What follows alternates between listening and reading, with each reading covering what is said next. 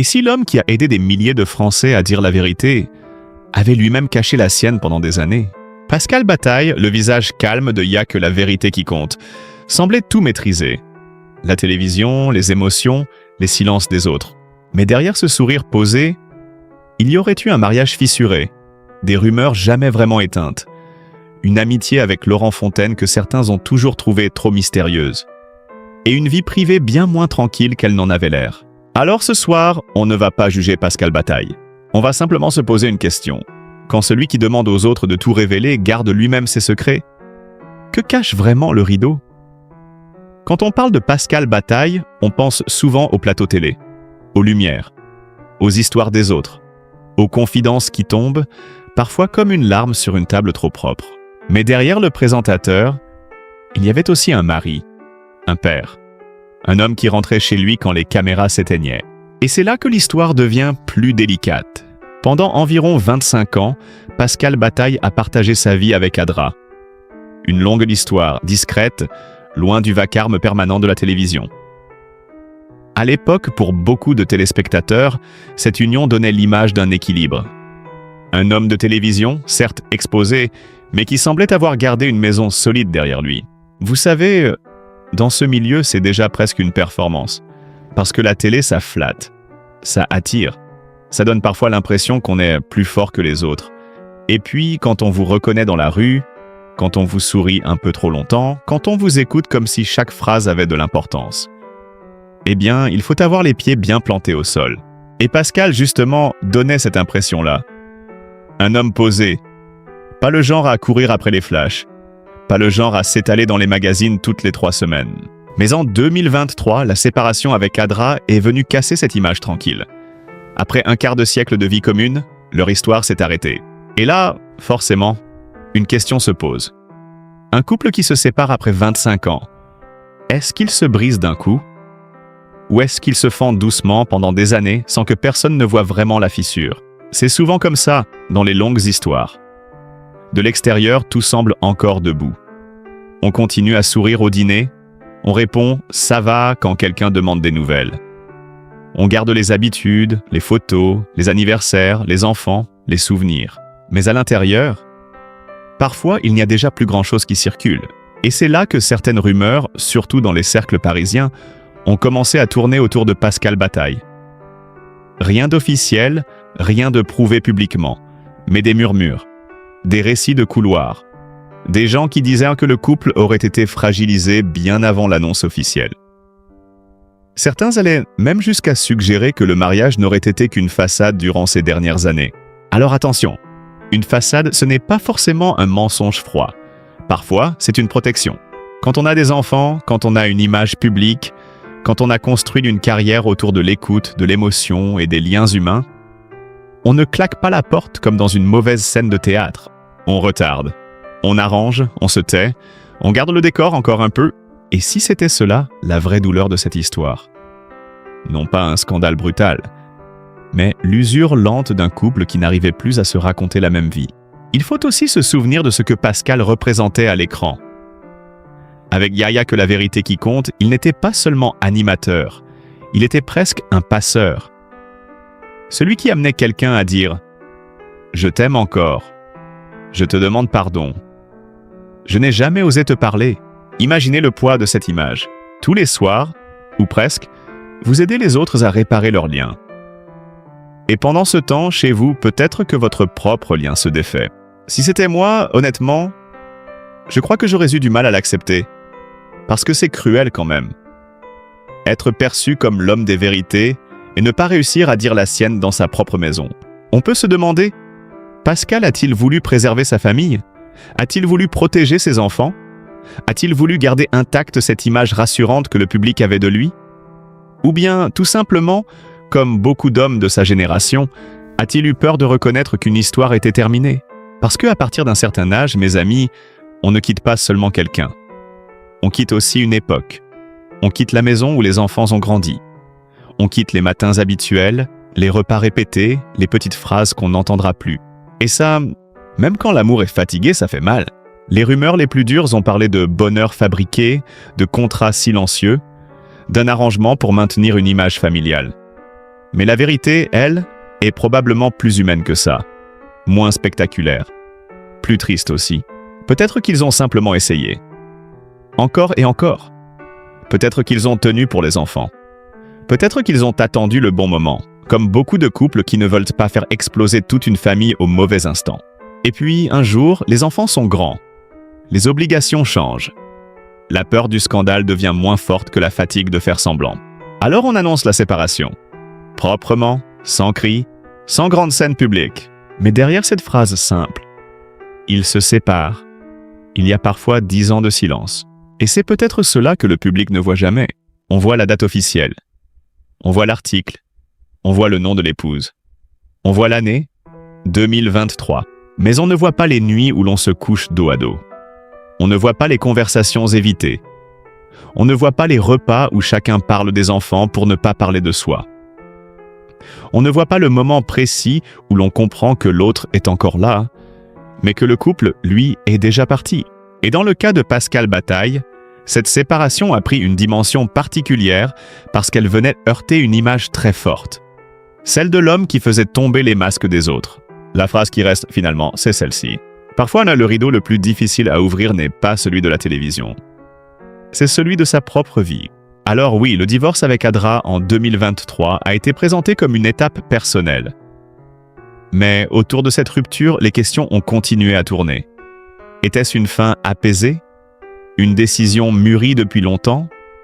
Ou le résultat d'une fatigue plus profonde, accumulée dans l'ombre pendant des années? Personne, à part eux, ne peut répondre complètement. Et c'est bien pour ça qu'il faut rester prudent.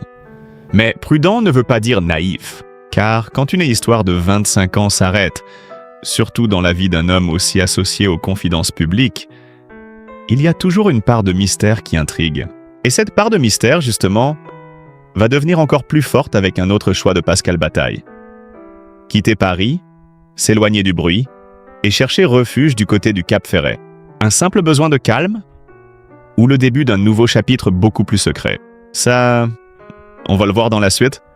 Et puis, après les fissures du mariage, il y a eu ce décor-là, le Cap Ferret. Rien que le nom, déjà, ça change l'atmosphère. On n'est plus dans les couloirs de télévision.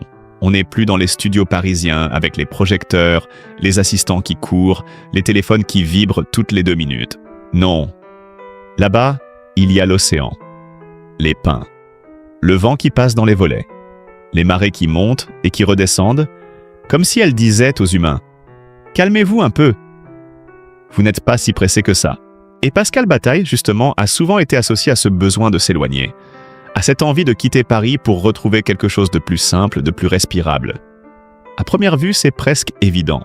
Quand on a passé des années à écouter les douleurs des autres, à porter des émissions lourdes en émotions, à voir défiler des histoires de famille, de rupture, de regrets, peut-être qu'un jour, on a juste envie d'entendre le bruit des vagues au lieu du bruit des confessions. Et franchement, si c'était moi, je crois que je comprendrais. À un certain âge, on n'a plus forcément envie de briller. On a envie de dormir tranquille, de boire un café sans avoir à sourire pour tout le monde, de marcher sans jouer un rôle. Mais voilà, dans la vie des personnalités publiques, même un départ vers le silence devient parfois une histoire bruyante. Car autour de ce choix de Pascal Bataille, certaines rumeurs ont commencé à se glisser. Des rumeurs, encore une fois, pas des vérités confirmées. Mais elles ont circulé avec cette petite musique que l'on connaît bien. Et s'il n'était pas parti seulement pour être au calme? Et s'il y avait quelqu'un là-bas? Et si le Cap Ferret n'était pas un refuge, mais le décor d'une autre vie? Vous voyez le mécanisme. Il suffit qu'un homme divorce après 25 ans, qu'il quitte Paris, qu'il se fasse plus discret, et tout de suite, l'imagination des gens fait le reste. On lui prête une femme plus jeune.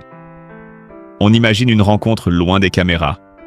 On parle d'une maison cachée, d'un amour tenu à l'écart, d'un nouveau départ protégé derrière les pins et les volets enfermés. C'est presque un scénario de film. Mais la vraie vie, elle, est souvent moins simple qu'un scénario. Ce que l'on peut dire, sans trahir personne, c'est que ce départ a changé la manière dont certains regardaient Pascal. Avant, il était l'homme du plateau, l'homme du duo, l'homme qui interrogeait les silences des autres. Au Cap Ferret, il devenait autre chose. Un homme qui se retire, qui choisit la distance, qui semble vouloir reprendre le contrôle de son intimité. Et là, une question se pose. Quand une personnalité publique s'éloigne, est-ce forcément parce qu'elle cache quelque chose? Ou est-ce simplement parce qu'elle veut enfin vivre sans être regardée? Parce qu'il faut être honnête, nous, public, nous sommes parfois un peu injustes. Quand une star s'expose, on dit « il en fait trop ». Quand elle disparaît, on dit « qu'est-ce qu'il cache ?» Pas facile de gagner, hein? Et Pascal Bataille, avec son tempérament discret, n'a jamais vraiment donné l'impression d'un homme qui voulait transformer sa vie privée en feuilleton. Il n'a pas bâti sa carrière sur les confidences personnelles, il a bâti sa carrière sur celle des autres. C'est peut-être ce contraste qui intrigue. Pendant des années, il a tendu le micro aux gens au moment le plus fragile de leur vie. Mais quand il s'est agi de ses propres fragilités, il a choisi le retrait. Et ce retrait, certains l'ont interprété comme un aveu. Au Cap-Ferret, les rumeurs ont donc pris une couleur particulière. On a parlé d'un amour discret, d'une femme qui aurait joué un rôle dans sa décision de changer de vie. On a même laissé entendre que ce nouveau chapitre sentimental aurait été l'une des raisons pour lesquelles la séparation avec Adra serait devenue irréversible. Mais soyons prudents. Les rumeurs adorent y remplir les pièces vides. Là où il y a du silence, elles installent des meubles. Là où il y a une absence de réponse, elles inventent une scène. Et pourtant, même si l'on retire les spéculations les plus romanesques, il reste quelque chose d'intéressant.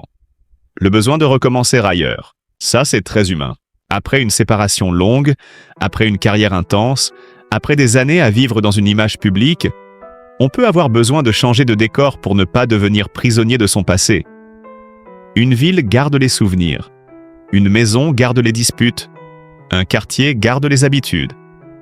Même un café peut devenir lourd quand on y a trop souvent fait semblant d'aller bien. Alors peut-être que le Cap-Ferret, pour Pascal, ce n'était pas une fuite. Peut-être que c'était une respiration. Mais une respiration peut aussi cacher une douleur. Et puis, il y a eu un autre élément qui a rendu cette période encore plus sensible. Sa santé. Lorsqu'il a parlé publiquement de son cancer du poumon, beaucoup ont revu autrement cette envie de calme. Tout à coup, le retrait n'était plus seulement un choix de confort. Il pouvait aussi ressembler à une manière de se protéger, de se ménager, de regarder la vie avec une urgence nouvelle. Parce que la maladie, mes amis, ça change tout. Ça remet les choses dans l'ordre. Ça coupe les conversations inutiles. Ça vous fait regarder les visages autrement. Ça vous oblige parfois à demander « Avec qui ai-je vraiment envie de passer le temps qu'il me reste ?» Et cette question-là, elle est lourde. On comprend alors pourquoi certains ont voulu voir, derrière le Cap-Ferret, une histoire d'amour cachée. Dans l'imaginaire collectif, un homme qui tombe malade et qui s'éloigne n'est jamais seulement un homme qui déménage. On cherche la personne qui le soutient. On cherche la main qui ferme la porte derrière lui. On cherche le visage qui n'apparaît pas sur les photos. Mais encore une fois, ce qui n'est pas confirmé doit rester à sa place. La vraie vérité, peut-être, est plus silencieuse. Pascal Bataille a simplement voulu reprendre possession de sa vie privée. Après avoir été pendant des années le gardien des aveux des autres, il a peut-être décidé que ses propres secrets ne seraient pas un spectacle. Et franchement, peut-on vraiment lui en vouloir? Il y a une phrase que j'aime bien pour cette partie de son histoire. Parfois, partir loin ne veut pas dire fuir quelqu'un. Cela veut dire essayer de se retrouver soi-même. Mais dans le cas de Pascal, ce départ reste entouré d'un parfum de mystère. Le Cap-Ferret devient presque un symbole. Un lieu de repos pour les uns, un lieu de recomposition pour les autres, un lieu de secret pour ceux qui aiment les scénarios cachés. Et c'est là que la tension demeure, car si le divorce avec Adra a ouvert une première porte, le départ vers le Cap-Ferret en a ouvert une autre, celle de la vie que Pascal ne montre pas, celle des choix intimes, celle des relations que l'on protège, celle des vérités qu'on ne livre pas, même quand on a passé sa carrière à demander aux autres de le faire. Alors, est-ce qu'il y avait réellement une femme mystérieuse derrière cette nouvelle vie?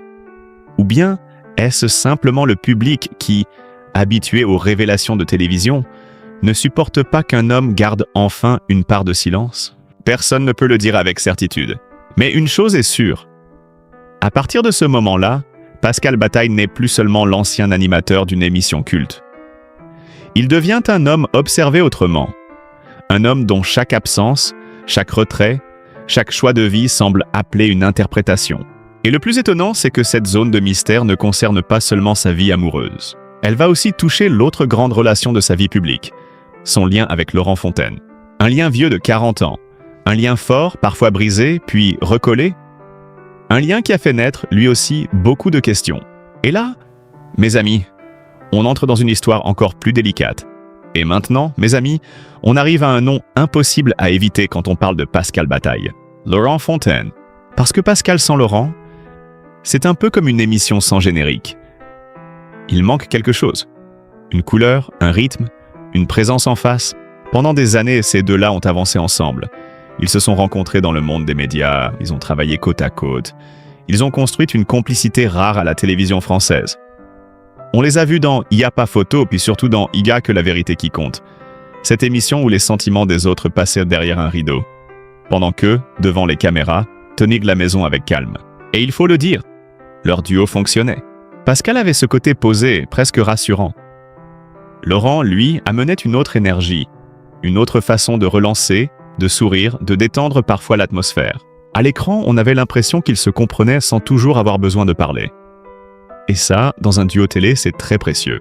Mais quand deux hommes partagent autant d'années, autant de succès, autant de tensions aussi, forcément, le public commence à se poser des questions. Quelle était la vraie nature de leur lien? Une amitié professionnelle? Une fraternité construite dans le travail? Une dépendance affective comme il en existe parfois entre deux personnes qui ont grandi ensemble dans la même aventure? Ou bien quelque chose de plus complexe que personne ne peut vraiment nommer de l'extérieur? Alors je préfère être très clair. Il n'existe pas de preuve publique permettant d'affirmer autre chose qu'une longue relation d'amitié et de collaboration entre Pascal Bataille et Laurent Fontaine.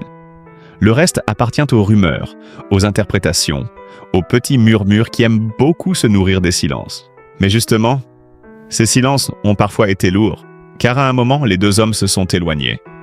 Pas juste une petite pause. Pas simplement « on se voit moins parce qu'on a chacun nos projets ». Non, ils ont connu une vraie période de froid. Plusieurs années pendant lesquelles leur duo semblait cassé, ou au moins mis entre parenthèses.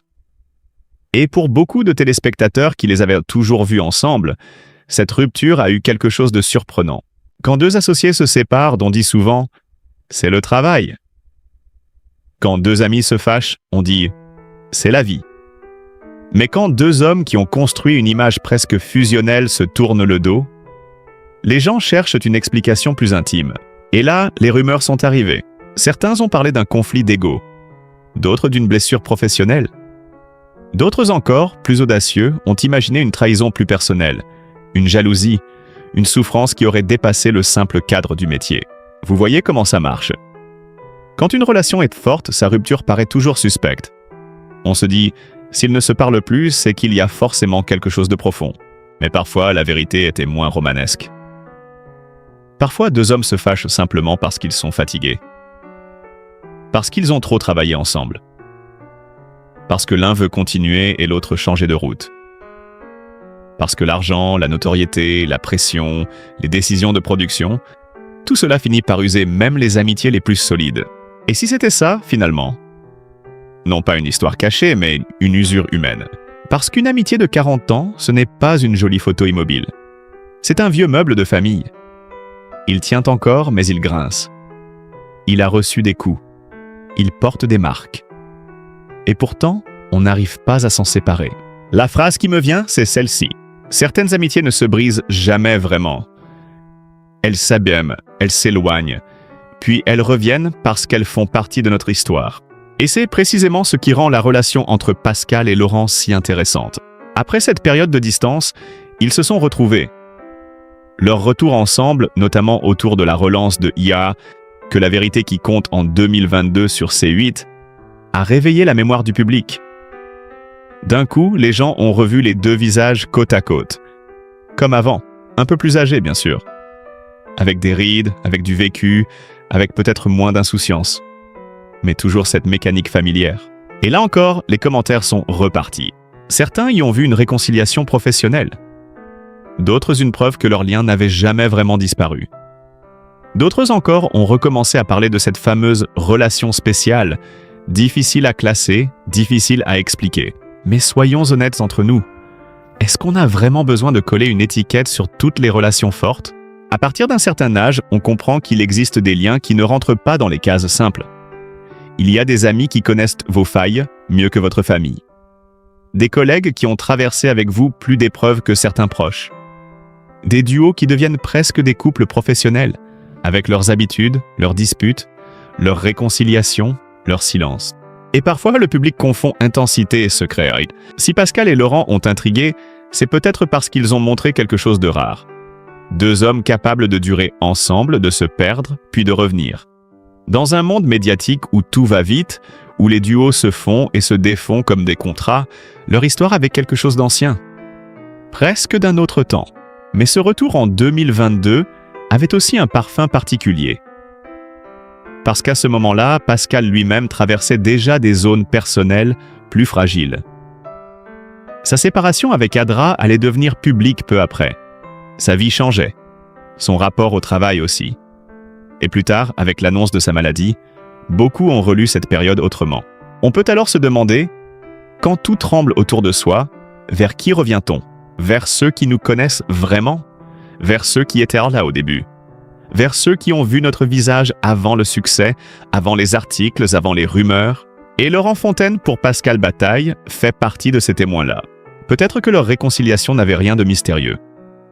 Peut-être qu'elle disait simplement « On a vieilli, on s'est blessé, mais ce qu'on a construit compte encore. » Et franchement, si c'est ça, c'est déjà très beau. Parce que dans la vie, il n'y a pas que les histoires d'amour qui comptent. Il y a aussi les amitiés qui nous tiennent debout. Les fidélités cabossées. Les gens avec qui l'on peut reprendre une phrase commencée 20 ans plus tôt. Alors oui, autour de Pascal et Laurent, certains continueront sûrement à murmurer. Ils parleront de non-dits. Ils chercheront des indices. Ils transformeront une complicité en énigme. Mais peut-être que la vraie énigme, ce n'est pas de savoir s'il y avait autre chose entre eux. La vraie énigme, c'est de comprendre pourquoi une simple amitié profonde dérange autant. Pourquoi faut-il toujours soupçonner ce qui dure? Pourquoi une relation masculine forte doit-elle forcément cacher un secret? Pourquoi ne peut-on pas accepter qu'un homme ait, dans sa vie, un autre homme qui compte énormément, sans vouloir tout compliquer? C'est là que l'histoire de Pascal Bataille devient presque plus large que lui. Elle parle de notre regard sur les hommes, de leur pudeur, de leur difficulté à dire « tu comptes pour moi », sans que le monde y voie immédiatement autre chose. Elle parle aussi de la télévision qui fabrique des duos, mais oublie parfois que derrière les duos, il y a de vraies blessures. Alors au fond, que peut-on retenir de ce lien avec Laurent Fontaine? Qu'il a été essentiel, qu'il a été traversé par des tensions, qu'il a survécu à une période de froid, et qu'il continue, encore aujourd'hui, à faire partie du mystère Pascal Bataille. Pas un mystère forcément scandaleux, pas un mystère sale, un mystère humain, celui d'un homme qui, toute sa vie, a parlé de vérité à travers les autres, mais qui semble avoir gardé pour lui certaines vérités beaucoup plus difficiles à expliquer. Et c'est peut-être ça, finalement, le fil rouge de toute cette histoire. Le mariage qui se fissure, le départ au Cap Ferret, le lien indestructible avec Laurent Fontaine, la maladie qui vient rappeler que personne ne contrôle vraiment son image jusqu'au bout. Tout cela dessine le portrait d'un homme plus fragile qu'on ne l'imaginait. Et dans la prochaine partie, mes amis, on va prendre un peu de recul. On va arrêter de courir derrière les rumeurs et se demander quelque chose de plus important. Qu'est-ce que Pascal Bataille nous raconte? Au fond, sur la vérité, le silence.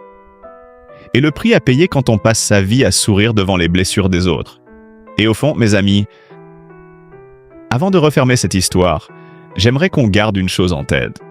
Pascal Bataille n'est pas seulement un nom de télévision. Ce n'est pas seulement un homme derrière un rideau, un animateur, un producteur ou une figure que l'on commande depuis son canapé. C'est aussi un homme qui a vieilli, aimé, douté, perdu certaines certitudes et qui, comme beaucoup d'entre nous, a peut-être essayé de tenir debout même quand l'intérieur tremblait un peu. Alors oui, il y a les rumeurs, il y a les séparations, il y a les silences, il y a ces zones d'ombre que le public aime regarder de très près. Mais derrière tout cela, il y a surtout une vie humaine. Et une vie humaine, mes amis, ça ne se juge jamais en 2 phrases. Si cette vidéo vous a touché, dites-moi en commentaire. Selon vous, Pascal Bataille mérite-t-il surtout d'être jugé ou compris? Et si vous pensez qu'on peut parler des célébrités avec curiosité, mais aussi avec respect, Alors mettez un petit like, partagez cette vidéo autour de vous et abonnez-vous à la chaîne. Ici, on ne cherche pas seulement les secrets. On cherche ce qu'ils disent en nous de nous.